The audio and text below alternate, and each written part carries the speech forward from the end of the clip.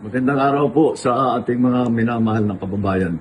Alam niyo po, paggising ko kaninang umaga, nakita ko yung mga headline at ang pinag-uusapan ay yung naaprubahan na fare hike para sa ating mga nagpapasada.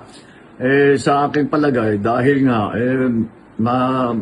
may problema pa rin tayo dahil sa gera sa Middle East, ay sabi ko siguro hindi ito ang panahon para magtaas ng pamasahe para sa ating mga kababayan.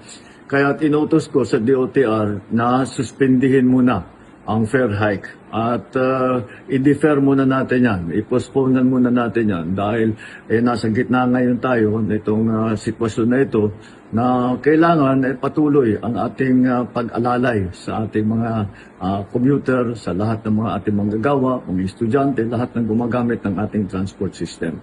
Huwag po mag-alala ang ating mga transport workers dahil mamadaliin po namin, dadagdagan po namin ang suporta sa inyo para naman ay hindi kayo masyadong mahirapan. Ang DOTR ay pinutusan ko na sisimula na ang libreng sakay sa buong Pilipinas. At pwede po ninyong gamitin na muna yan para pangbawas gastos sa pang-araw-araw. At sa MRT at sa LRT ay magdidiskwento po tayo doon sa pamasahe. Bukod pa doon, sa mga toll road ay meron din tayong inutos na diskwento para mas maliit na ngayon ang bayad ng taong bayan sa paggamit ng mga toll road.